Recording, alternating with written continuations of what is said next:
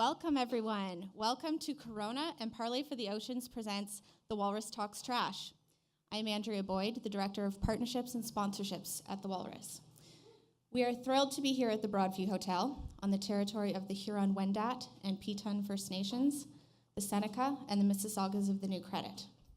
Toronto has long been a meeting place of Indigenous peoples, and we are honored to continue a long tradition of that conversation. The Walrus started 16 years ago as an optimistic project to foster conversation across Canada. We recognize that these conversations are complex and necessary, and so they take many forms at the Walrus.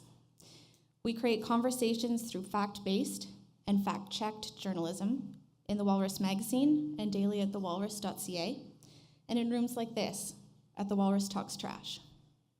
No matter where the Walrus is or how it's being consumed, we embrace our commitment to be independent and to bring together interesting and interested people who care about the issues that matter. Out of curiosity, put your hands up if you've attended a Walrus Talks before. And welcome back. Hands up to the new people. Welcome. Let's give a round of applause for all our new people. Thank you for joining us and for supporting these conversations. There's no way we can do what we do without our partners, and one of our longest partnerships at the Walrus is with our friends at Labatt Breweries of Canada. In 2019, Labatt became our national sustainability partner at the Walrus, and Charlie Angelakis and his colleagues at Labatt have been supporting conversations with us on sustainability, and in particular, the Walrus Talks Water, since 2010. Thank you.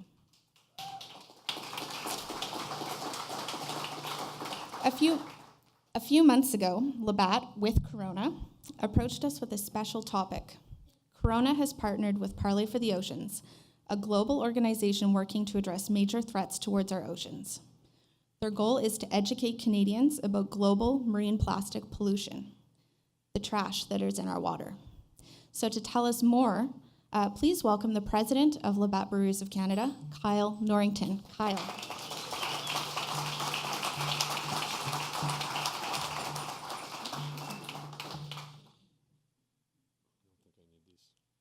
But I will need to move this up a bit. Good evening, everyone, and welcome, and thank you, Andrea, for a very warm welcome. My name is Kyle Norrington. I'm the president of Labatt Breweries of Canada, and I am very excited to be here tonight for Corona and Parley, the Walrus Talks Trash. Thank God, it's finally starting to feel like spring outside, right? Trending to summer, I think, though. No doubt our summers can be short here in Canada. But we know they're the best part of the season, and we, like nobody else on earth, enjoy every last second of them. Like tonight, you will see the patios fill, and the second that burning ball of flame shows its face, and I know it's going to stay up the entire summer. That brings us to the timing of tonight's event. Next week is World's Oceans Day, and it's kicking off my favorite season, the season of beaches, cottages, and enjoying a cold Corona on a waterfront patio. Yes to that. I already had one out there. But Oceans Day is also a moment to raise awareness for the threat to our shoreline paradise in Canada and around the world caused by marine plastic pollution. Corona is a brand that was born on the beach, but today the world's beaches and oceans are in danger. Roughly 8 million tons of plastic are dumped in the oceans every year. By 2050, plastic will outweigh fish in the oceans. 2 years ago, Corona and Parley for the Oceans joined forces to protect the long-term health of our world's oceans and beaches. I'm very proud to say in my previous role at our global headquarters in New York, I helped build this partnership and knew then, as I know now, how critical it was to work with an organization such as Parley, doing real and important work on the ground, in the sand, and in the water. This year, I'm so happy to say we are actually bringing this global initiative right here to Canada. When we first launched our partnership, we set out on a joint mission to protect 100 islands from marine plastic pollution by 2020 in 6 countries around the world, most affected by damaging ocean plastic: Mexico, the Maldives, Australia, Chile, Dominican Republic, and Italy. I'm thrilled to say that we are on track to complete this work, and the partnership is expanded to include many more shoreline cleanups around the world. We're so lucky to live somewhere surrounded by oceans and dotted with nearly 32,000 lakes. 60%, little known fact here, of all lakes that exist on this planet are right here in Canada. Our Labatt head office is located in Queens Quay, and every day I go to work, sometimes on my bike, I get to look out on one of Canada's treasures, Lake Ontario, a massive body of fresh water that we cannot take for granted. The Great Lakes provide 84% of North America's surface freshwater, and we must protect it. And on that note, I'm so pleased to announce Corona is removing plastic packaging from Canadian shelves by the end of this year.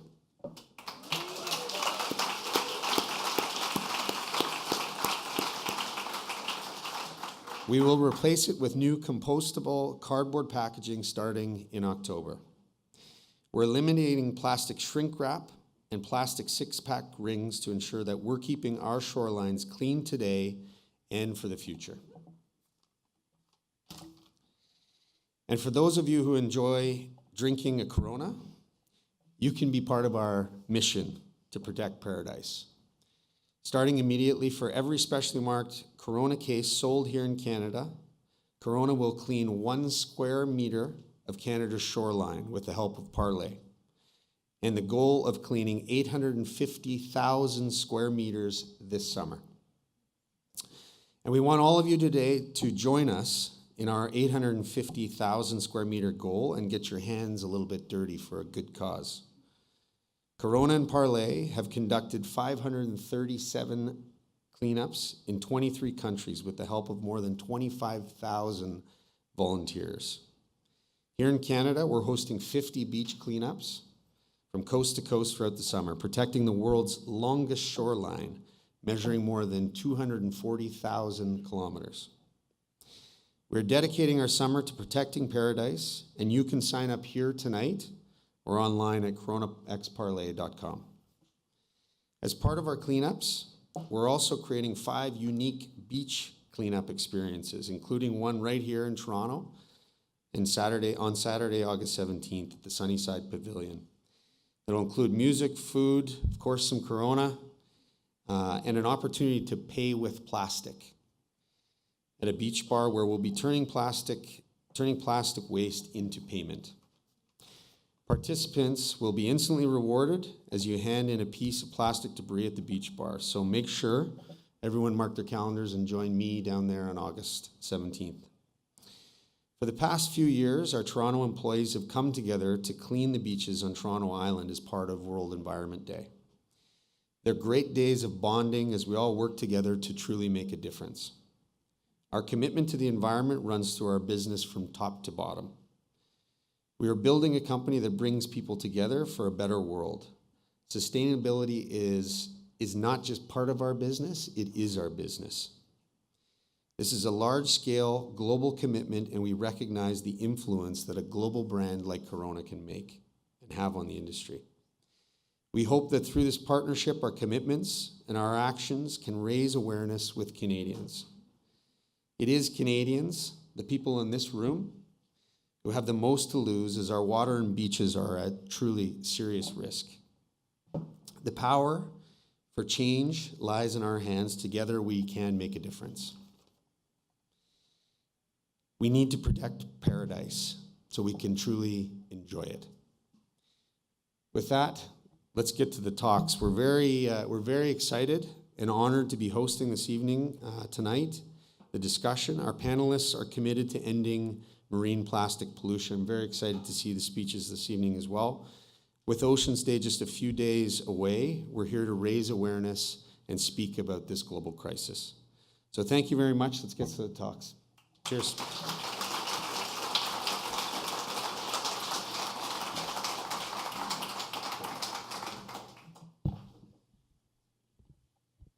Thank you, Kyle, very much for setting the stage here this evening. So, this is how the Walrus Talks works. Each of our talkers has 7 minutes to present their perspective on the topic. Each will come up and introduce themselves. If you'd like to know more about them, their bios are in the program on your chairs and in the summer reading issue of the Walrus. You can also follow and share this evening's conversation with us on Twitter, and all of the handles are also on the program and with our speakers. So for those of you who've attended the Walrus Talks before, you'll notice we have a slightly adapted format this evening, and we have a special surprise for you all. After our 5 talkers, Jennifer Keesmaat, former chief planner for the City of Toronto, mayoral candidate in the last municipal election, and head of the Keesmaat Group, will join us in conversation to lead a brief question round with our speakers. They should further pique your curiosity and lead to lively conversation at the post-talks reception, to which you are all invited.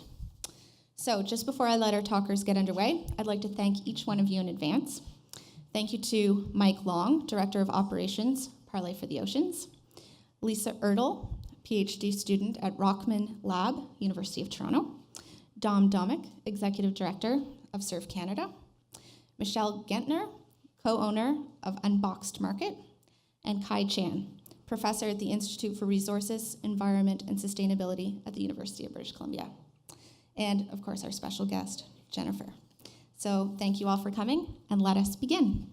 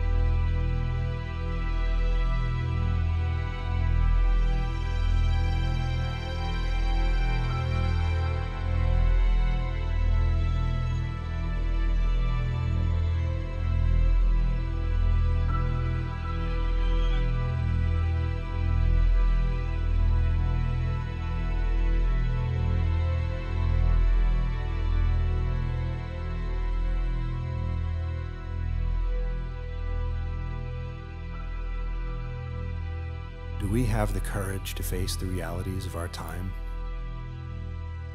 and allow ourselves to feel deeply enough that it transforms us and our future?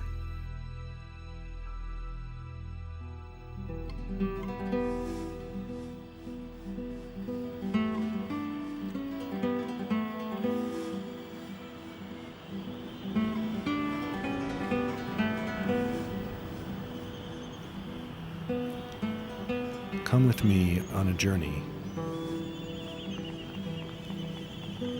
through the eye of beauty.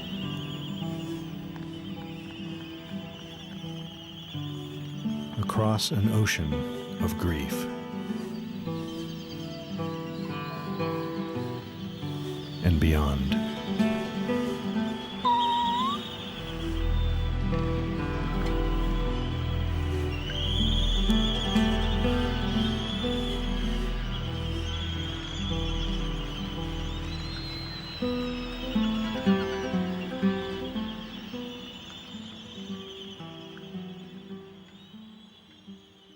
That trailer was made by a friend of mine, Chris Jordan, and he's a Parley ambassador. He dedicated 8 years of his life going to and from Midway Atoll to capture those images of beauty and of horror.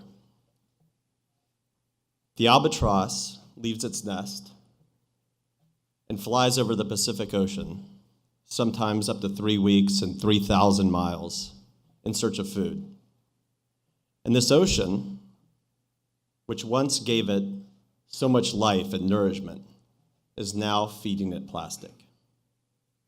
And it's quite ironic that today, we, all of us in this room, are ingesting plastic ourselves. We're feeding it to our young.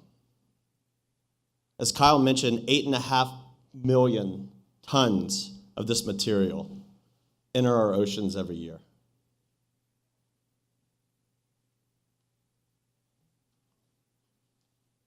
This material does not belong in nature. It breaks down and breaks up into millions and trillions of pieces. Parley was formed and created with this idea that we needed to be the peacekeeper between humankind and the ocean. That this old way of doing things we could do no longer. We needed a giant shift in behavior and in mindset.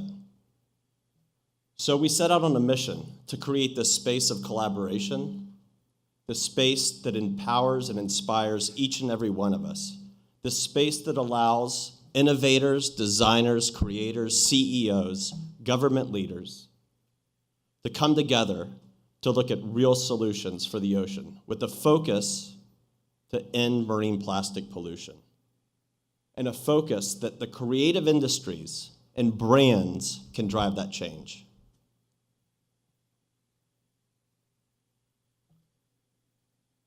Parley devoted this idea that every second breath we take is generated by the ocean. And we came up with this strategy called AIR: avoid, intercept, and redesign. So avoid single-use plastics where we can. And avoid is done through education and communication. It's about going into communities and driving the message home far and wide.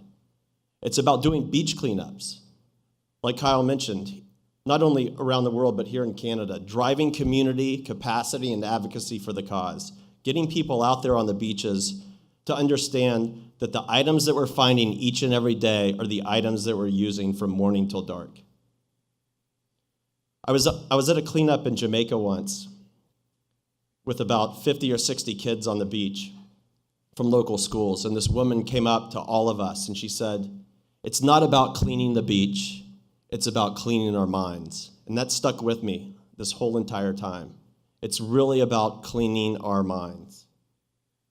Intercept, the I of AIR, is really about going into communities and driving community capacity, driving infrastructure, providing the equipment necessary to manage plastic waste. It's also about cleaning beaches. It's also about turning products into, or turning marine plastic, turning ocean plastic into products that become key messengers for the cause. And that's all about R, the R of AIR. Redesign. It's no longer about, cleaning the beaches or just education or just advocacy or just creating the space for environmentalists. It's really about redesigning the material altogether. This year, we announced the Material Revolution. And our focus is to really start driving material change, new material concepts, innovation and creativity to create new products, longer-lasting products that can survive in nature, that can break down in nature. So for us, it was all about shifting our minds from this old economy, this old culture, this fear, the fact that the oceans are dying, which really became the status quo, and declare ownership of the problem. And that's what we've done. We've gone after these creative change makers, these pace-setting brands like Corona, like Labatt, to become corporate ocean champions and boost this material revolution, create this magic blue universe that we know and love. And our vision and our new economy really is all around collaboration. So tonight, I'm sending a message of urgency to each and every one of you. Because it's not about one brand, one scientist, one government, one leader creating the change. It's about each and every one of us. The fault of this system, the fault of this material, the fault of marine plastic pollution lies in the hands of us. It lies in the hands that we've made billions and billions of decisions that have got us here. I really would like to thank Walrus Talks for giving us this platform. I'd really like to thank this ocean champion that we have with Corona. And I'd like to thank each and every one of you for having me here.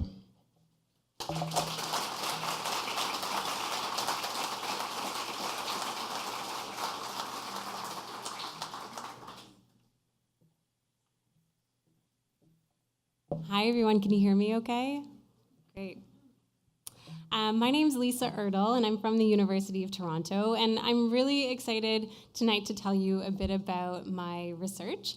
I work a lot with traditional scientists, but I spend a lot of time talking to decision makers and people in government because I see that science and communicating the science that I'm doing is something that's really important. I do care a lot about improving our basic knowledge, of course, but I became a biologist and a scientist because I believe that using science should make good decisions, and the decisions that are made by our governments should really be based on facts. Okay, great. Just by a quick show of hands, how many of you first heard of the issue of plastic pollution by learning about the Great Pacific Garbage Patch? The big floating island of trash. How about microbeads? Like those little things, okay, yeah. And what about microfibers? Not very many, a couple of hands. That's about what I thought. I first learned about plastic in the ocean by learning about the Great Pacific Garbage Patch. And the term was coined in the early 2000s, and what we know now is that it's not this floating island of garbage, twice the size of Texas. It's not something you can walk around on. There are some large pieces of plastic, like this picture of ghost fishing gear, but mostly they're these small pieces of plastic. And when you look at the surface of the ocean on a really calm day, there are lots of these small microplastics, and it really looks like confetti sprinkled on the surface of the ocean. I saw this firsthand in 2012. I was working on a boat on the Pacific as a biologist. I loved the ocean. I wanted to spend all of my time on the water. And one thing that we did on this boat is we looked at different species of plankton. So we'd tow a fine mesh net, and we'd capture all the plankton in that net, and we would identify different species like diatoms and copepods. Mixed in these nets were these tiny pieces of plastic. There were so many of them. And as a biologist, I knew that it was these small pieces that could be potentially more harmful because they could be getting into the food web at every stage. We now know that some of the highest concentrations of plastic are found in these ocean gyres, which are these accumulation zones of plastic, up to 350,000 particles per square kilometer. And they're very, very small and not very easily cleaned up. So how did we get here? Well, you all know this, but the rise of plastics really began in the 1950s. Its convenience, its durability, its flexibility, low cost, made it a very popular material. You all probably know the sage advice that Dustin Hoffman got to get into plastics because it was growing immensely. You can imagine the vast quantity of plastic that has been produced. There are many useful applications of plastic, of course. It makes our airplanes lighter, so we use less fossil fuels when we fly around the world. There are many medical applications that help keep people safe. But one thing that hasn't really been managed well is plastic at its end of life. And this is just a figure that shows Of all the plastic that has been produced, millions of tons, over half has been discarded. Only a really small fraction has been recycled or incinerated, and a part of the plastic, that has been produced and recycled leaks into the environment. We know for plastic pollution, both big and small, that over 800 species are found as interacting with plastic. Whether it's ingestion, entanglement, using plastic for nests, and over 220 species have been recorded as ingesting plastic. And we have species in our lab from the Great Lakes and the Arctic and the Pacific that aren't on this list where we're finding microplastics being ingested. So this number will definitely grow. In the Great Lakes, I've looked at fish, and I'm finding microplastics up to 100 plastics per fish, and I found them in every fish that I've looked at so far. And not to be scary, but it's a reality that it's also getting into us. As I see you take a sip of beer, we found microplastics in beer. It's in drinking water, it's in sea salt, and we don't know what the impacts are to us yet. But what I really wanted to drive home is that this mismanagement of our waste is impacting us, and we're literally eating and drinking our trash. So the effects. This is really the question that keeps me up at night and really pushed me to do my PhD in this topic. Physically, plastic can act as a stressor. It can cause abrasion. It can also give this false sense of satiation where organisms can feel like they're full, but they're not. That's why we see seabirds that have died. They've got full stomachs of plastic, but they're not getting the proper nutrition that they need from fish. Plastic can also act as this physical stressor. There are many chemicals that are added to plastics as ingredients. They give plastic different properties like UV resistance, flame resistance, durability, stretchability, and others. There can also be chemical byproducts when plastic breaks down. It breaks down from these polymers into monomers and can release chemicals like polyaromatic hydrocarbons. The last is that chemicals can be sorbed to the surface of plastic. And many of these chemical compounds are lipophilic, meaning they like fat. So when they're ingested by birds and by fish, a lot of these chemicals, many of which are known carcinogens, known endocrine disruptors, can easily transfer into the tissue of the animals that eat them. I wanted to just close out last by talking about microfibers. This is a challenge that we have here in the Great Lakes. Microfibers have a unique shape and unique chemical properties, and the Walrus magazine did a great piece on this last year. They highlighted some of our work, and I wanted to give you an update on some research that we've done.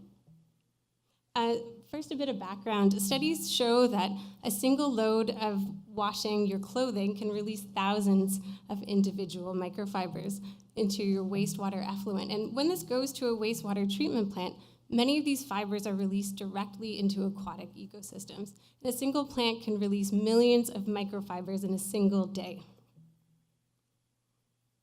We knew that concentrations of microplastics in the ocean were high, but in 2015, we did our first survey on Lake Ontario.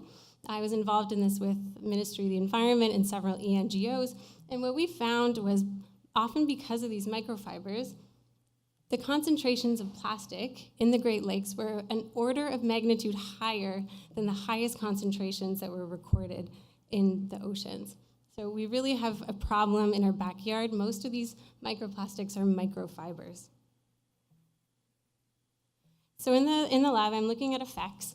And one thing I really care about is also trying to find solutions. So one really exciting experiment that we did was we investigated the effectiveness of these two different technologies to reduce microfibers from your wash.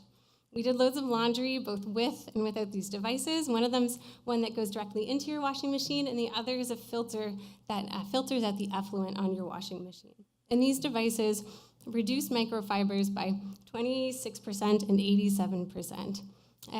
And that's a lot when you consider a single red blanket that we washed had over 100,000 microfibers in a single wash. In the summer, we're running a pilot on Parry Sound, in Parry Sound on Georgian Bay, where we're installing these filters in people's homes, and we'll see if we can see a reduction of microfibers at a community scale. What's clear is that there are many sources of plastic into the environment. There's no silver bullet, there's no one solution, and solutions will definitely vary by where you are and the type of plastic emission type, so I'm really excited to have this conversation tonight. Thank you.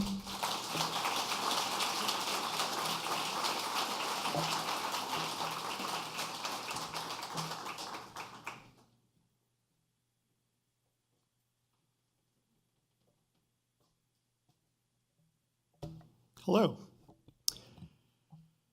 Well, here I am. My name's Domic, and I'm the Executive Director of Surf Canada. So what am I doing here? I'm not a scientist.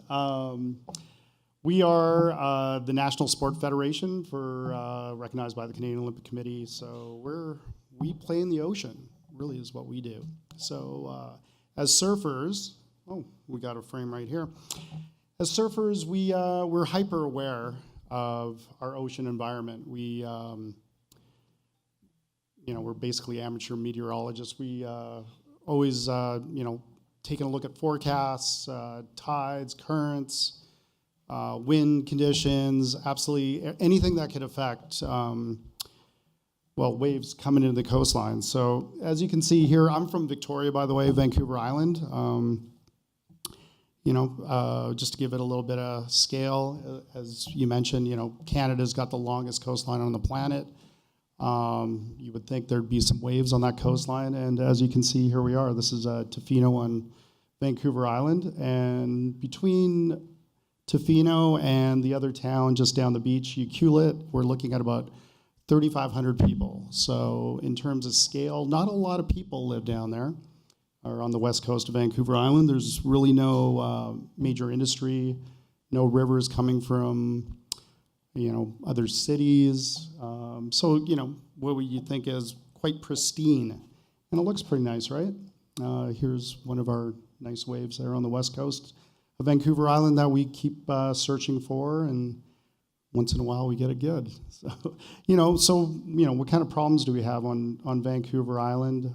That's one of our national team members. Again, just a place called Clayoquot Sound. So you may have heard that. It's a UNESCO bioreserve. And looks pretty nice, right? Very clean. What kind of problems can we have there? And, from 1,000 feet up, it is absolutely pristine. It looks amazing. And, most of the world thinks it's about as nice as it possibly can get. And from this view, it is. I have a good friend, and all these photos are from a good friend of mine, Kyler Voss, who's a nature photographer from Vancouver Island there in Tofino. Well, you get a little bit closer, from 1,000 feet to about, a foot above the beach. And what you see there is insulation foam. So basically anything that can float is going to end up on the high tide line. So the same sort of waves that we look for to go surf are the same sort of oceanic conditions that bring in waves. So, big storms and, winds and giant waves and that kind of stuff bring in from what Lisa mentioned, from the big patch on the Pacific, hits the littoral zone, literally means where the ocean litters on the beaches. And so these are the kind of things that you get, anything that floats. So this is just one little, probably couple, maybe 1 square meter of beach. And on the high tide line and beyond, you will see literally meters and meters deep of oceanic plastic pollution. And when I was a kid, growing up on the West Coast, we'd be chasing storms and, you might get some, kelp ripped up and some fishing lines, and you'd always be hunting down the coveted Japanese glass floats. That's what you'd be looking for, and you're still looking for those, but they're hard to come by. You have to dig deep now, really, really deep. So another friend of mine, Josh Temple, his son is actually on the national surf team, and he's a former commercial fisherman, now a sport fisherman, and self-professed. One of the problems, he grew up in an era where they'd be fishing all day, collect their garbage, and literally dump it overboard. And he's changed that. He saw just recently that, those times are long gone. And, that's how things were done in the past. And, having a son as a surfer, and again, being hyper aware of the collection of plastic over time and what we're doing to it has been, it's been a game changer for him. And he actually is one of the directors of a Clayoquot Sound cleanup. So, every so often, when we get enough funds, we'll be able to go out to, there's a little island called Vargas Island just off Tofino. You could literally almost throw a stone at it. And this is where all these pictures are taken. So we're just cleaning it up. And this is in the Clayoquot Sound. And over the course of 5 days, you can see the beach. We might have cleaned a couple 100 meters. And we took away, I think we measured it around 34,000 pounds of plastic debris over just 100 meters. And when we came back maybe 2 weeks later to pick it all up on a barge, the beach was already accumulated with much more debris. So it is a constant problem, and you can see the pile right there that went on the barge. And then again, this is just, a couple 100 meters on the west coast of, what we all think of as a really pristine environment with no city nearby. So, around the cities, where I live in Victoria, beaches are clean because people live there. We all go down, pick a couple pieces of garbage every time we're down at the beach, and plus there's city workers and stuff like that. But you get out in the wilderness where there is no people, it is heartbreaking. Like, it really, really is. And I can't imagine what the rest of Canada's coastline looks like. This is just, near Tofino. So this picture, we definitely don't want to see where we live. This is actually in Bali. So Bali's having a huge problem with plastic pollution. Corona was just had an event there, a surf contest, just a couple weeks ago. And yeah, these are the kind of images that, just, what do you say? Yeah. So anything, I just want to bring awareness to this and just be mindful about literally how we got to this point and what we can do to get out of it. We created this problem, we can create our way out of it. And, as long as we're all heading in the same direction, same objectives, I believe we can do it. Thank you.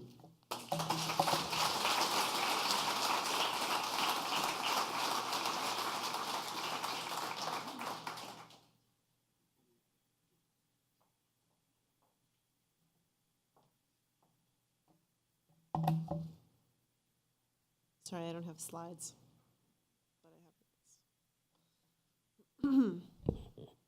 Can everybody hear me okay?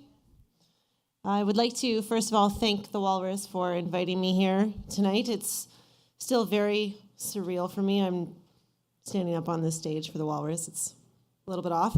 I am one of a 5-sibling household raised in rural southwestern Ontario. That energy of a very large family in a very small area is probably what pushed a much, much, much younger version of myself to be a diplomat. And I made it all the way to my first year of university before a TA pulled me aside and said, you have a lot of opinions. And you are dedicated to those opinions. And I said, yeah, And she said, so maybe, do you think you can hold your tongue for 30 or 40 years of policy changes and, changes in prime minister and parties and all of those things? And I switched my major. And I continued to release my inner diplomat in the next best way that most people in an urban environment find themselves, and that was bartending and serving. My partner, Louise, and I eventually opened a little gastropub just outside of Little Italy in Toronto, and we ran it for 5 years before we converted it to a brew pub, which then tied for second best brewery in Ontario before we sold it early last year. That's not what we do now. Luis is an amazing cook. I would argue he is an instinctual chef. He doesn't have the formal culinary training that is generally assigned to the role, but he has the heart and palate of every chef.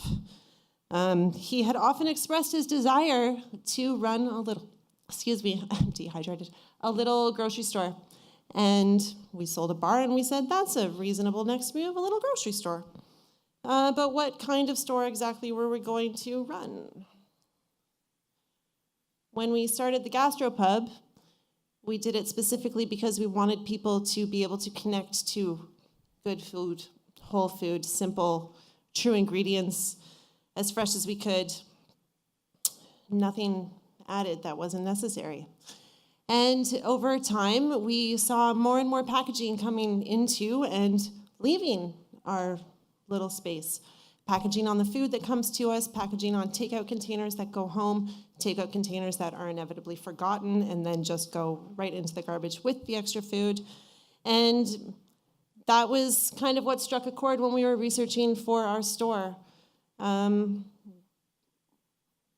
We needed to be able to create something that wasn't going to increase that tide. And so as much as it would have been easier to run a store that you just fill with boxes and bags and, cram everything to the rafters and open the doors and start selling the things, it's not us. We don't have the passion for that. We don't do easy very well. So we decided to open a store where we would try to not have any waste at all. So we set out on a quest to create this store and to try and incorporate our passion with it as much as possible. And Unboxed Market began to develop. In the midst of our disposable society, there are a variety of these eco-conscious, low-waste, zero-waste, call them whatever you want. These stores are here, and they're growing all over the world. They speak to simpler lifestyles, to whole foods, to fresh products. They harken back to times that are nearly forgotten, times of planning your meal, understanding seasonality, knowing that you shouldn't be able to have a strawberry in February unless it's frozen or canned or rotten.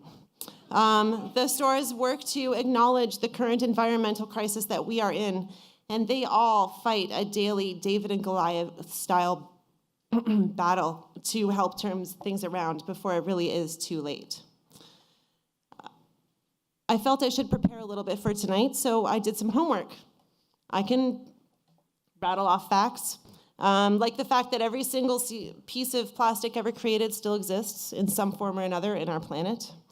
I can give you percentages. China now only imports 4% of the scrap plastics that it used to, and only 9% of Canadian plastics are currently actually being recycled.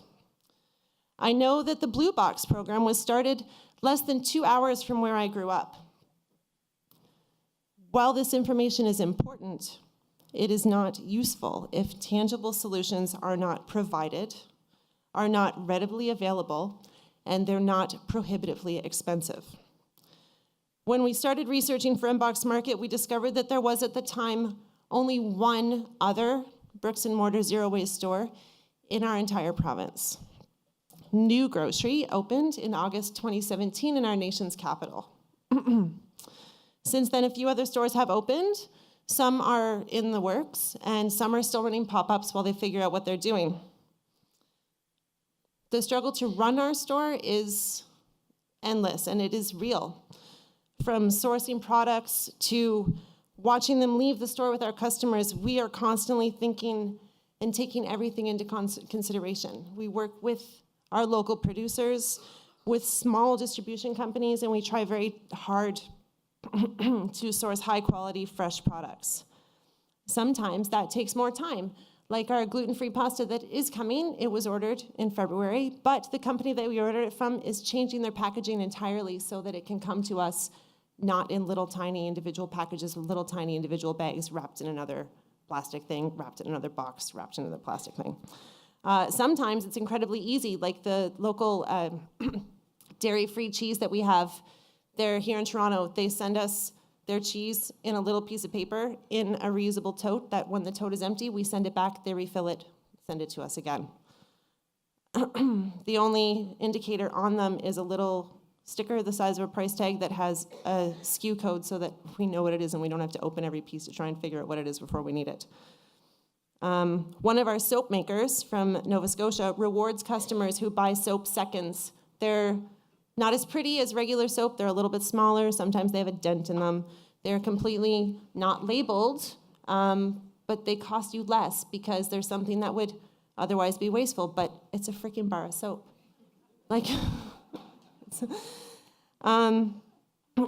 there are items that we can't bring in because they're pre-wrapped in plastic and we're still too small to affect a change in a production line.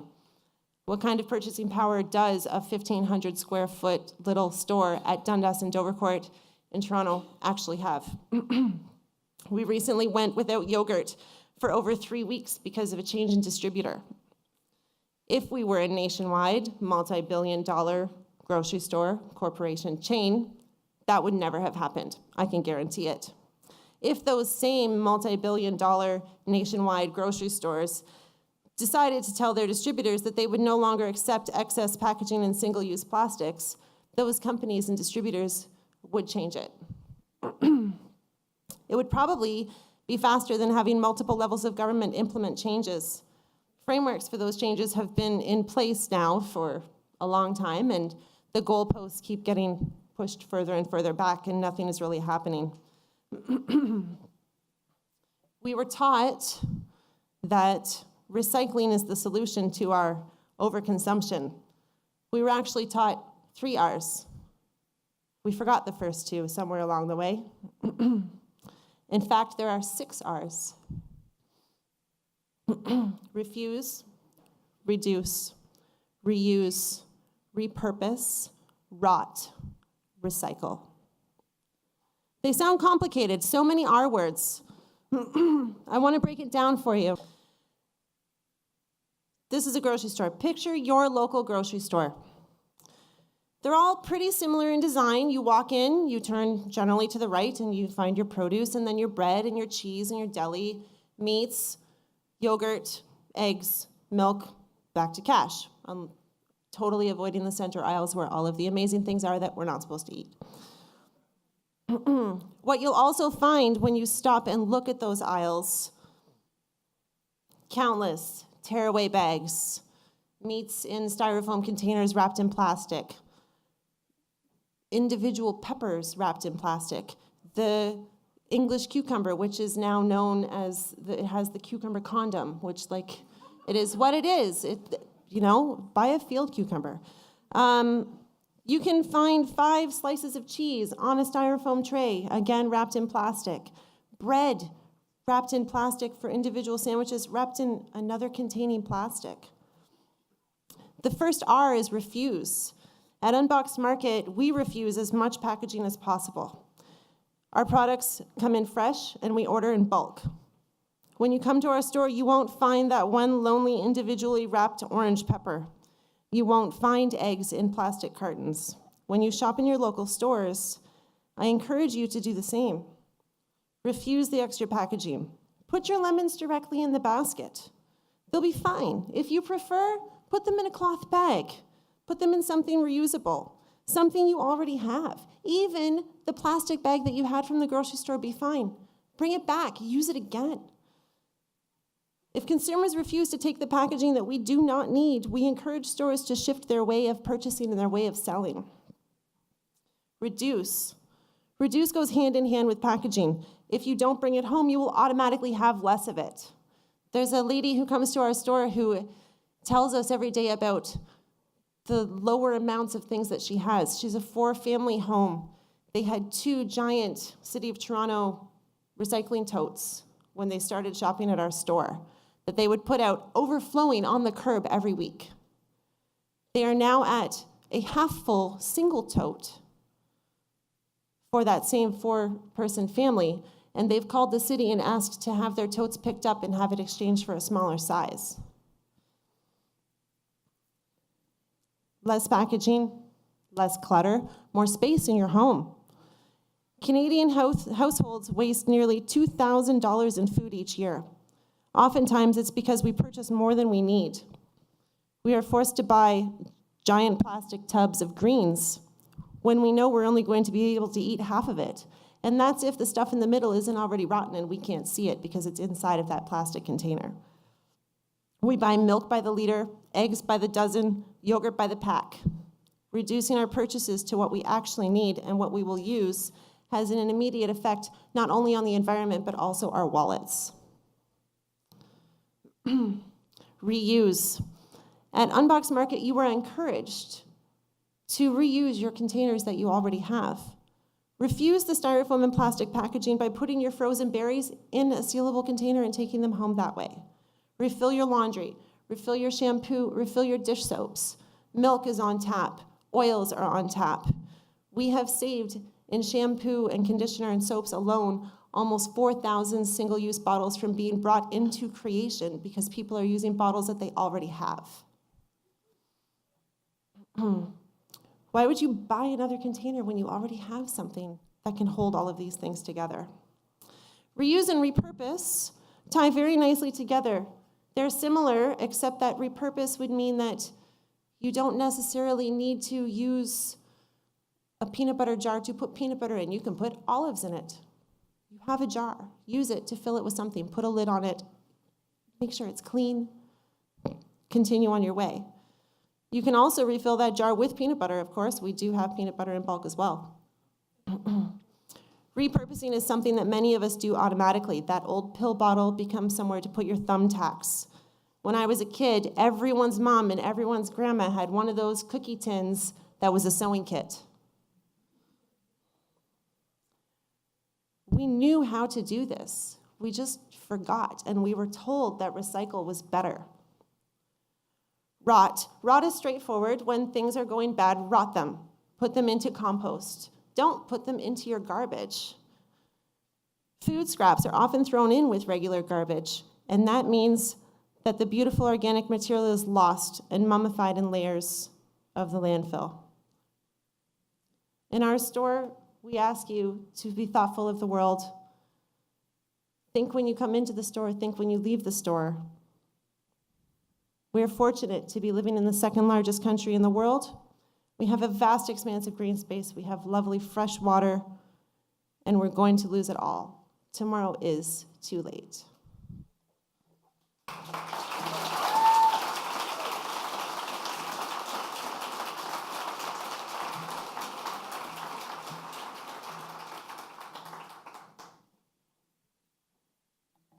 It's a real pleasure to be here. This is a big problem. At the moment, our legacy is going to be all kinds of plastic in the oceans where it has no business.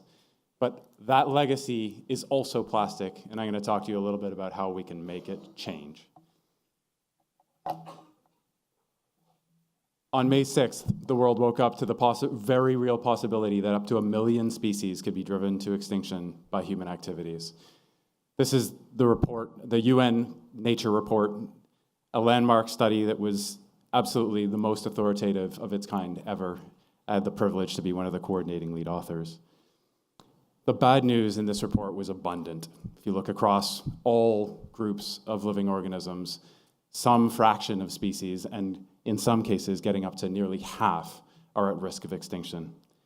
And of course, this isn't only about species, it's also about all of the things that we derive as benefits from nature, including the provision of clean water, of soils that help us to grow our foods, and of the wetlands that help to prevent flooding.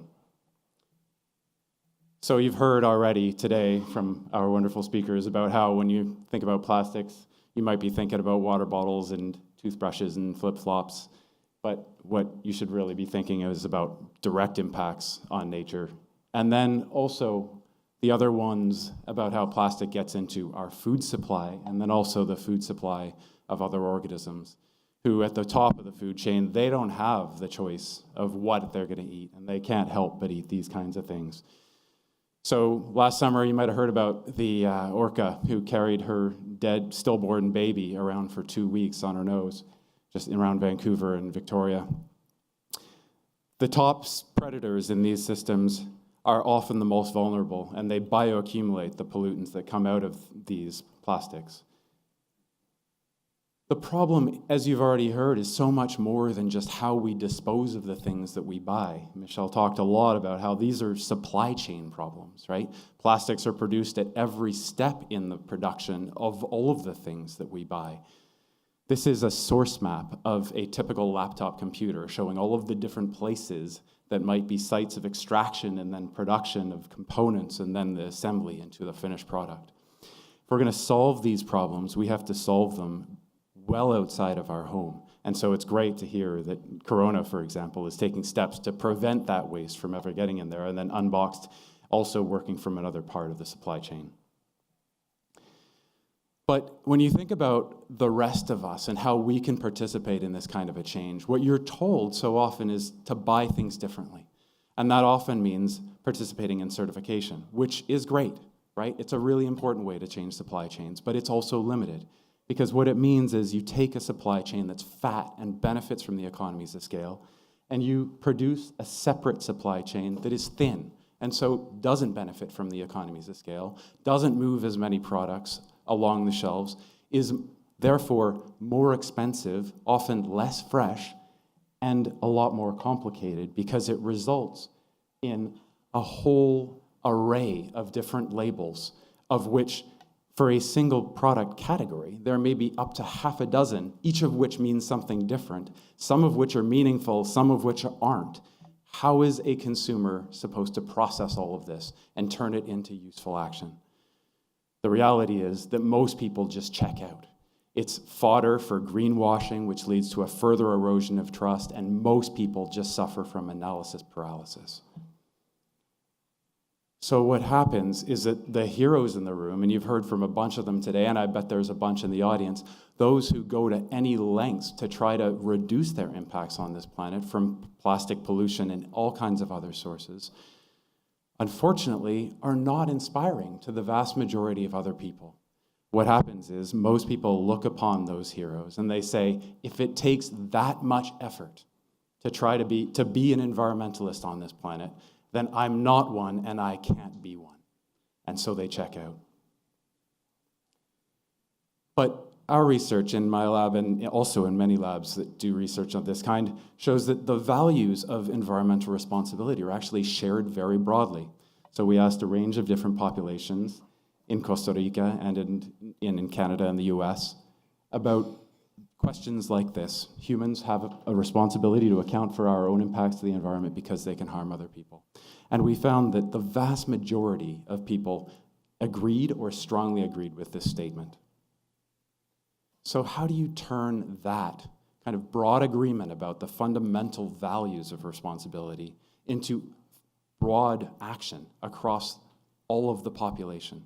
You make it easy, enjoyable, and inexpensive.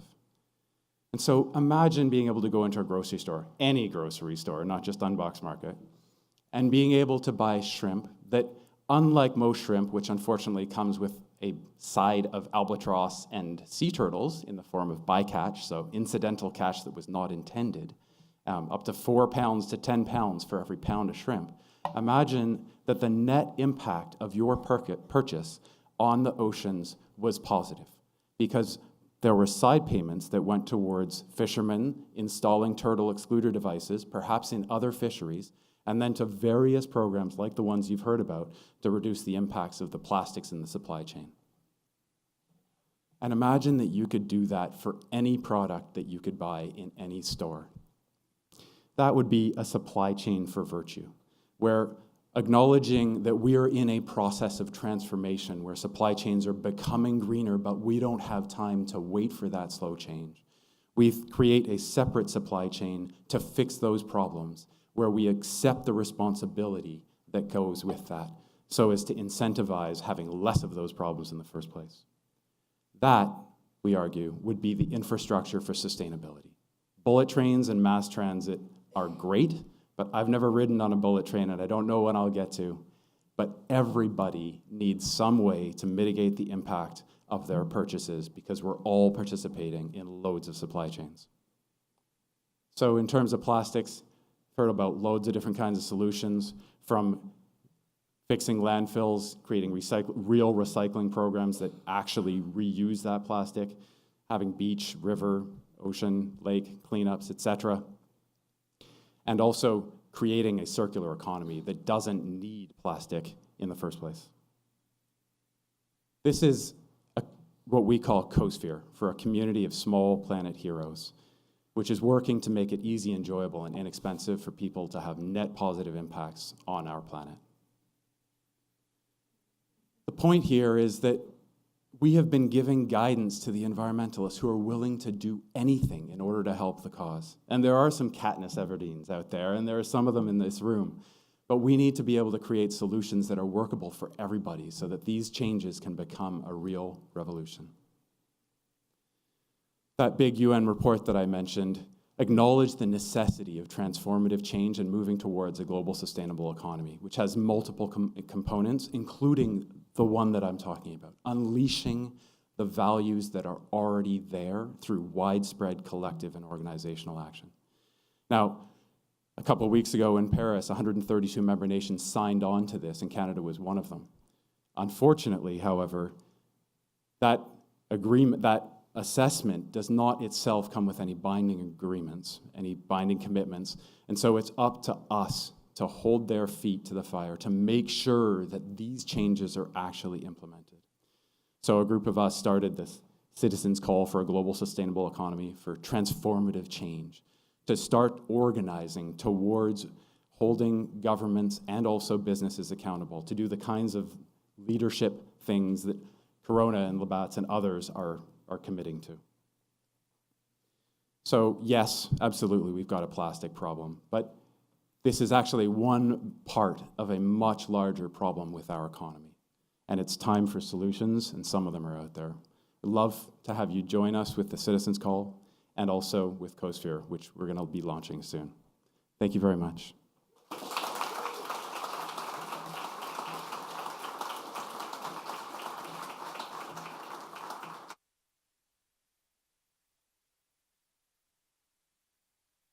Fantastic. We're going to move on to the moderated discussion portion of the evening. But I just have to say something that might be a little bit unconventional, and it's this. How many people felt a bit physically unwell watching some of those presentations? Did anyone else in the room feel that? I actually felt physically unwell hearing these presentations, seeing the magnitude of the problem that we face. And I think that's for a really simple reason, that when we talk about this issue, we're talking about our habitat. We're talking about our home. We're talking about where we live, how we eat, how we breathe. And nothing could be more critical to the survival of our species and other species and humanity on this planet than figuring out the challenge that we're talking about here today. So I want to begin with a thank you to Corona and Parley for bringing us all in this room, for bringing us these heroes who are inspirational, and I was incredibly inspired to hear each one of you today, and we want to hear more of you. So come on up on stage, grab a seat, and Kyle, please join us as well.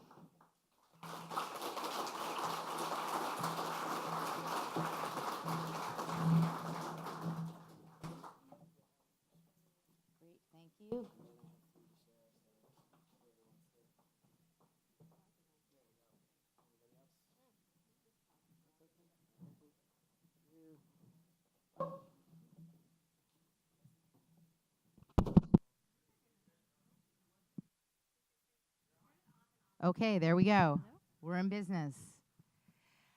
So I want to begin with a question for everyone on the panel, and the question is this. Several years ago, I have a 13-year-old son. I have an 18-year-old daughter as well. But several years ago, I asked my 13-year-old son, so he was about, it's maybe 9 or 10 at the time. And, he's a pretty engaged kid, but he's really an average kid. I said, Lewis, He is a spectacular child.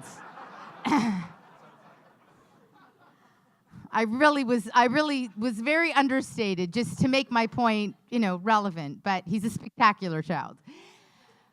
I said, Lewis, do you know about the hole in the ozone layer?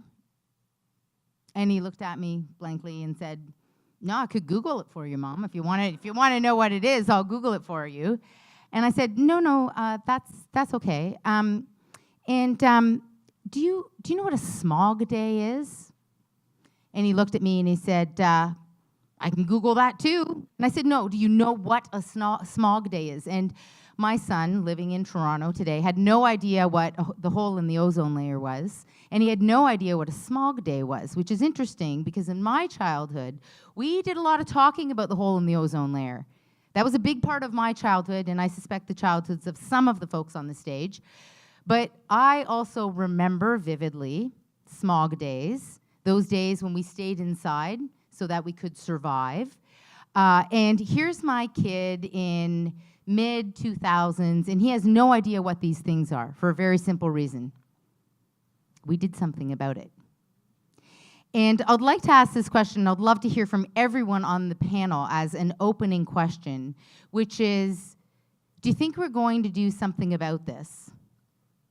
And we did hear the start of some solutions, but the first question is, at what scale does it need to happen? And how is it going to happen? How is transformative change going to happen with respect to plastics? And, why don't we have Lisa start us off here? Sure. And do either of you have one that works? Hello? Yeah. So I was also thinking when you were saying that about how kids can be really tuned in. I'm sure your son is tuned into many other things, maybe even plastic. I went to go talk to a group of grade 2s. I like to talk to kids about our research, and they really know what's going on. This group of grade 2s, we were talking about the issue of plastic pollution, and we were talking about all these pieces of plastic that I'd picked up from the shoreline on Lake Ontario, and we were trying to identify what all these individual pieces were. And then one kid put up his hand and said, I think cleaning up is really important, but it's like trying to clean up all the water that's spilling out of the tap before you turn the tap off. And it was a really, really insightful thing. And I think that one thing that's really unique about the issue of plastic pollution is people intuitively get it, and people intuitively want to make a difference. So I think a big part of the conversation is just tuning people into what the real facts are, and then people can make action. To me, it seems like a lot of people really do care when they know what's going on. Mike, you might want to pick up on that because you talked about the importance of getting the message out there, that people need to understand what's happening. Yeah, it's interesting you brought up smog. One of my dear friends, who's one of the lead researchers and scientists around marine plastic pollution, Marcus Erickson at Five Gyres, he always says, plastic in the ocean is like smog. And you don't say, hey, let's go clean up the smog today. And so I think for us, it's all about going upstream. Parley is built on this idea that it's not just about education or communication. It's not just about redesigning things. It's really about doing all of that. We've had 20 plus, 30 plus years to come up with a recycling plan that works. We have $1.5 billion that's getting ready to be put into recycling infrastructure by the industry. That's great in some of the bigger metropolitan areas, but the places we see each and every day, small island developing states, they're not going to see any of this. And it's the oceans and these remote places that we once called paradise that are suffering the most. They're the dumping grounds for what we consume each and every day. So how are we going to solve this? I think through creative process, new innovative design, new materials, and also, some of these leaders like Corona, like Adidas, who are taking the risk right out of the gate, who are putting in the money and the time and the energy and the resources to start to change the game. And they're going to influence the rest of industry to take notice and follow suit, because it's the brands that don't that are going to fall by the wayside.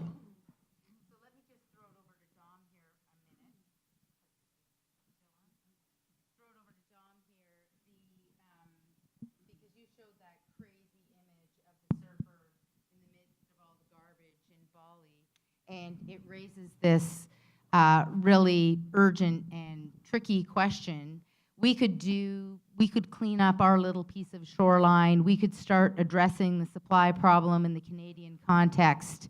But this, if ever there was a global problem, this is a problem that actually needs really, really big thinking. And I do think I'll flip this back to Kyle, because it's where global brands come into the question. But how do you even begin when this is something that it's coast to coast, it's in every corner of the globe? No idea. Maybe we should go to Kyle first. You know what? There's brilliant minds out there, much more than mine, that would have a better answer than. Hello, there we go. You know, as you mentioned, you know, the west coast of Canada on Vancouver Island, you know, we're part of the Pacific Rim, and you know, the garbage that we're seeing there is definitely not coming from Tofino and Ucluelet, or very little of it. It is coming from all over the Pacific. So, you know, we're on the back end. You know, between the A and Z, we're on the Z. We're constantly cleaning up, you know, other people's messes. It is daunting, and no matter what happens on the supply chain, even if, you know, we ended plastic production tomorrow, we'll still be cleaning it up for probably decades or forever. And what I didn't mention before is, you know, you can liken it to, it's an oil spill. It really is. It's a constant oil spill in its solid form. So, you know, if it was in a liquid form, if it was a tanker that went down, you'd probably see it on the, you know, in the media a lot more, and there'd be cleanup crews and the federal government be involved. But for us, we see this as a petroleum product. It's a constant spill. What are we going to do about it? You know, from our perspective, it is a supply side thing. If we don't have a choice, you know, and everything that we purchase is, you know, has some sort of plastic in it, it's going to end up in the ocean eventually, and it's going to end up on our coast. It's going to end up in our food. So it's got to start, right at the very beginning of the supply, and that comes from the consumer side, as we all know, making that choice. You know, refuse. That's the first thing. You know, if you can, you refuse it. You know, a lot of us live in a city. You don't have time. It's about convenience, and we get it. You know, like coming to the city right now, it's just, oh my God, I'm in a rush. I'm thirsty. I need something to drink. There's really, you know, where do you get water from? You know, so you got to go get it from a plastic bottle. So I think it starts from the supply side, and it gives companies like Corona actually a real business opportunity leading this, and you know, it'll separate Corona, and that's why Surf Canada actually reached out and working with Corona this year for the first time. With our surf events, with our beach cleanups, and we're looking to continue this partnership well into the future. And you know, with Corona, without the six-pack rings, as we all know, it's one of those iconic images. You know, it's the very first step, and keep going. Thank you. Go ahead, Kyle. Comment on can- this, you know, this role you've taken on. Sure. And it seems to be both on the supply side, on the product management side, but also building the narrative and telling the story. Yeah. I mean, I was, as I mentioned, I was fortunate over the last couple of years. I spent the last couple of years in New York, and had the fortune of meeting with Cyril, who's one of the founders of Parley, and from that very first introduction, what fascinated me about Cyril was he is truly a collaborator and a visionary. And he made no qualms about it. He said, you have something that I want, and that is powerful brands. And I love that, and I make no qualms about it. We actually have a vessel to communicate to the masses and do good with our brands. And from that minute, Cyril and I hit it off, and And that's what we've been doing. We've been trying to leverage, a brand. Of course, today we do that. We get rid of the plastic rings. We constantly are looking at our supply chain, and to pick up on the conversation on, refuse. Well, companies like Labatt can start down that path and actually change industries, change supply chains, as we saw tonight. So, I believe that there's no way we will get there on where we want to get to if we don't have the power of companies like ours, and hopefully many more that are inspired to take action. So this is just 1 second, Kyle. Just want to pick up here on what Michelle was saying about changing the supply chain, but you're doing it on a small scale. I was thinking as you were speaking, wow, it'd be really cool if you ran Costco.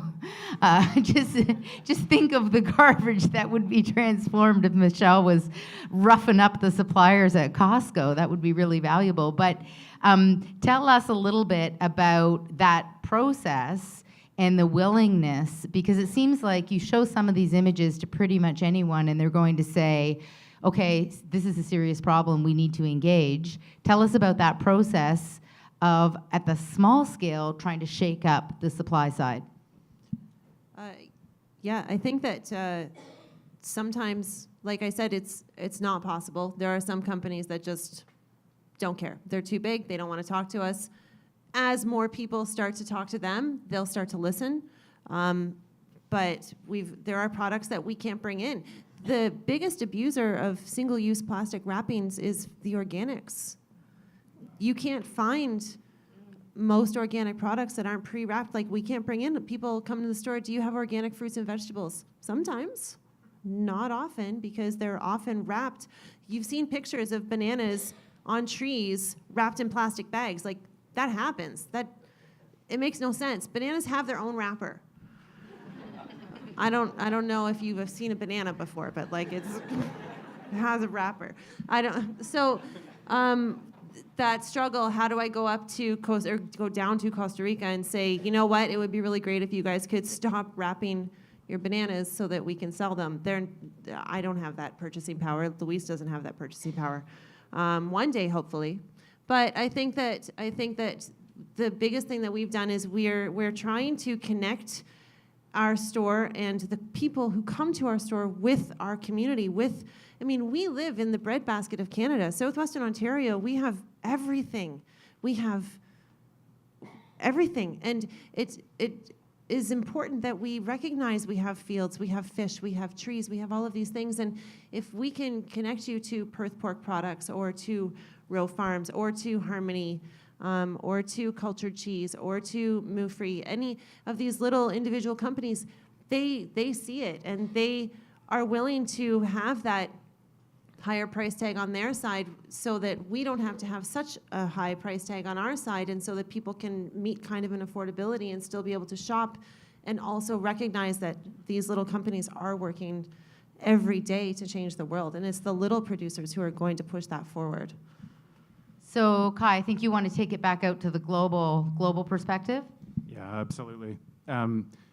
So I think it's really important to realize that although these problems seem really hard and big, the reality is that they're actually just the product of the fact that we're trying to operate in the 21st century using economies that were built for the 19th and the 20th centuries, right? And the world is a vastly different place. And so what we have to do is effectively remake our institutions that are suitable for this planet right now. And so, I think there are really two categories of different kinds of solutions. And one is on the supply chain side, where we're all participating in those all the time. And so that's largely what I talked about, right? Was about finding ways to empower consumers so that they can put pressure on the brands that are lagging, right? To help to speed it up. But on the other side, there's a lot actually that governments can do, and that you have an opportunity to do every time that you have an opportunity to vote, which is to hold governments to a higher standard. And this problem could be fixed quite rapidly, actually, if governments were complicit, and even if just the Canadian government, for example, was willing to act quickly on it. So if they passed laws for extended producer responsibility, so requiring that those who sold products would actually be responsible for the waste that was produced throughout the whole supply chain, right? And so if those laws were passed in Canada, would start to produce a circular economy where things that, all the waste streams would become resource streams. And now if you did that even within Canada, because we import products from so many other places, then it would put pressure on all of those other nations to start, and the companies that are those, that are responsible for bringing the products from one country to another, to remake the way that they do things. Because Canada's a big enough country to actually have some influence, right, in that kind of a way. So, I mean, the problems aren't that hard, but what we have to do is we have to remember that these problems are solvable, and we have to not accept excuses when politicians say, oh, that can't be done, that's too expensive. It will take some time and it will take some money, but those are transient costs, and the benefits will last for a lot longer than that. Well, I like the idea that, and I agree. Okay, let the applause rip. I like the idea and the recognition that there's this coming together that has to happen between governments as well as big corporate entities that can ask for things in a different way. And we've seen this too. This actually happened in the meat industry around McDonald's. Remember in the 80s, there was a lot of controversy about what was going into McDonald's meat. And as a result, there was new government regulations that came in place, and McDonald's fundamentally changed a lot of parts of the supply chain around meat that had a ripple effect for the entire industry and really changed the quality of the hamburger product. The point being that when you have government coming together with the large players in the industry, that it opens up this space where things can happen in an accelerated way. So I'd like to throw out another question around just that. It seems like pretty compelling story when we see the narrative, pretty compelling. People in the room have admitted, like me, they didn't feel so great, physically feeling ill, seeing a lot of those pictures on the screen. So the story's there. We need to amplify the story and get it out. To Kai's point, we actually kind of know what to do here. We know what to do. So if we were to be on the cusp of some kind of transformative change, knowing that that change is entirely within reach, we can make it happen. We don't need to invent something new. It can happen. It's entirely within reach. What's going to unlock it? Like, what unlocks this? What changes this conversation to be on a much bigger stage? Any ideas? I mean, I think us, for Parley, we've had proof of concept over the last 5 years. We've seen powerful brands, pace-setting brands, unlocking a far greater demographic than any one environmental organization, any one government could ever do. And I know my story was a little dark. I only had 7 minutes. But I just want to share just a very quick story that will just give us some hope and some inspiration. So five years ago, we received a call from this woman in the Maldives, 1,192 islands over about 960 kilometers of Indian Ocean. And she said, my islands are drowning in plastic. And so I got on the phone with her, and I started asking her all these questions. And I was kind of like doodling the islands and the Indian Ocean and trying to ask her the names. She goes, you just need to come here. So I got on a plane. And Cyril and I discussed this. We said, let's go. We got on a plane, and I arrived in Male, the capital city, about 180, 200,000 people now. I'm going through 5 or 6 water bottles a day, so do the math. And there's nowhere for this material to go. There's nowhere for plastic to go on these small islands. These are postage stamp islands in the middle of the ocean. So all the plastic goes into the ocean, or it goes to this coral reef dump site called Tilafushi, or Trash Island. And within a few weeks, after seeing these islands, these places of paradise that are now just littered in plastic, every single one of those islands was covered in PET bottles, covered in trash, and mainly from domestic waste there. All we did is we took a few little steps. We put in a little bit of infrastructure, used very little resources to get things going. We started intercepting this material coming out of Male, and we started expanding into the outer islands. And a few brand partners, including Corona and Adidas First, said, hey, we want to utilize this material, and we want to boost education, we want to boost communication to all these outer islands. And so we started bailing this material, and we started sending it to Southeast Asia or Taiwan. And that material now, that PET, is becoming millions and millions of shoes, millions and millions of football jerseys. We're working with Corona on a robust education program. I can't bring up youth and Corona at the same time, I don't think. But we're in over 71 schools there, splashing thousands of kids, taking Muslim girls who are 10 years old to see their house reef for the first time ever, seeing this underwater playground and going home and being key messengers for the ocean, key messengers for the cause to their teachers, to their classmates, and to their parents.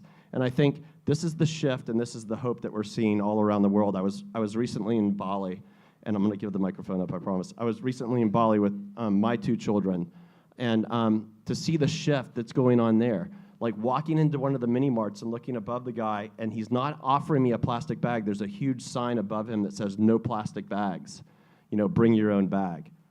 I mean, that's solid to me, and I think now more than ever, someone who's seen the dark side of what we've done to every beach, to every ocean, I have definitely a lot of hope, and I think we definitely have a brighter future ahead.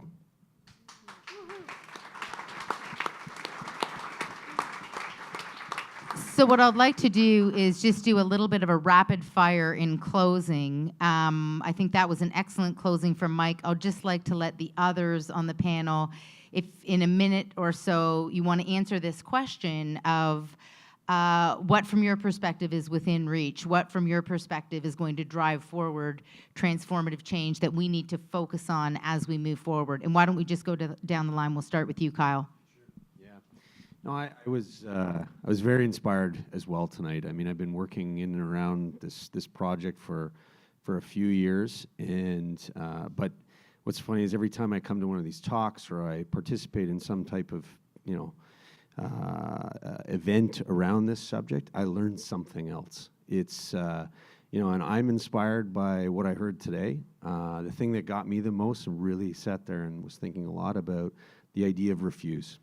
I think to be honest, it's a concept that I hadn't spent enough time talking about. To hear that, governments are refusing to, let plastic bags into, into grocery stores, so on and so forth. I think this idea of refuse is not only from an individual. It's going to happen at the government level. It's going to happen at the corporate level. I think it's something collectively we need to leverage, the power that we can influence to actually start refusing.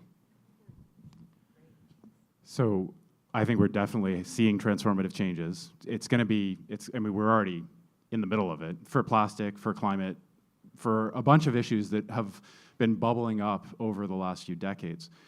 What really matters is that we do the transformation in a way that addresses not only the problems that we already know are really big and imminent, but that we do it in a way that also addresses some of the other problems that are just beginning to bubble up.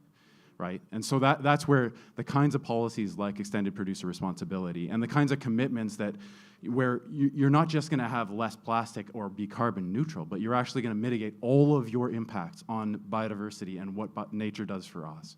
Right? That's where the transformative change gets to the level of, then we're actually solving problems before they get started, because this economy that we are in right now is so big that if we don't solve problems, nip them in the bud, then they're going to get to be too big, bigger than climate, right? Other ones that we don't know about yet.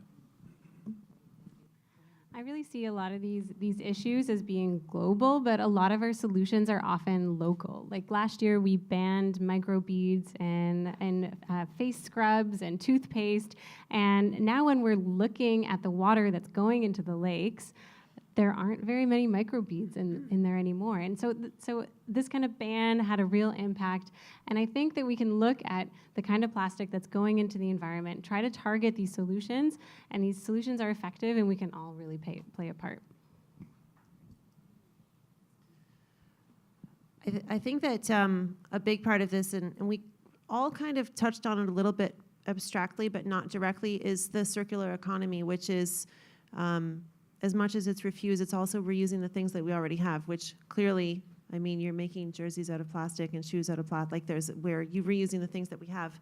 I think that a big component of that also means that the circle is our actual society. So it's not large, it's not small, it's every component, and it can seem incredibly overwhelming, but I think that the easiest thing is to take that one step ourselves, every individual one of us, and it gets easier. Like it takes a minute of planning. You're going grocery shopping, remember a bag, or you're going to get up on stage and speak, bring your water bottle, but like not a plastic one, or those little things. It takes time, and I think that the biggest thing is that we shouldn't be trying to be perfect, and it can be overwhelming when you look at it and you say, oh well, that person is doing everything just perfectly. No, I'm sorry. That's not how we're going to get anywhere, and we can't tear each other down for the mistakes that people make. We need to look at it as an experience and as a way to continue to increase the conversation and to be able to make those changes which are tangible and which are happening continue. What do I add?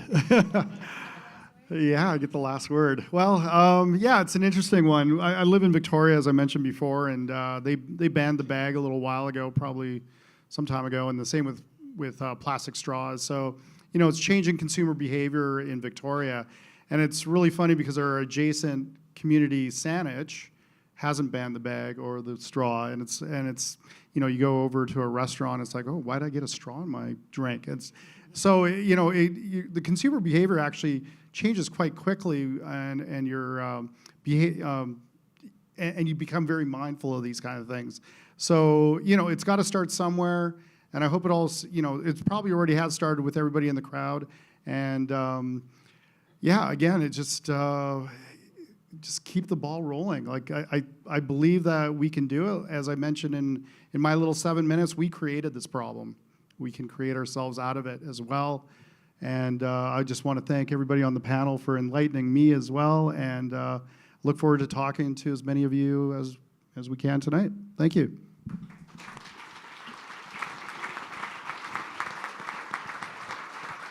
That's it, everyone. I would like to invite Andrea back up to the stage, and it looks like I should give you my mic. Thank you very much. Well, wow. Thank you, everyone. Thank you, Kyle. Thank you to Kai, to Mike, to Lisa, to Michelle, to Dom, and Jennifer. Thank you very, very much for this conversation that we had tonight. It's a timely and complex conversation for all Canadians. So I'm going to release you from the stage. You're going to lead the way to the Corona Beach Bar, where we will continue this conversation. And I'm just going to wrap this up and tell you folks a few things about the Walrus. Thank you very much.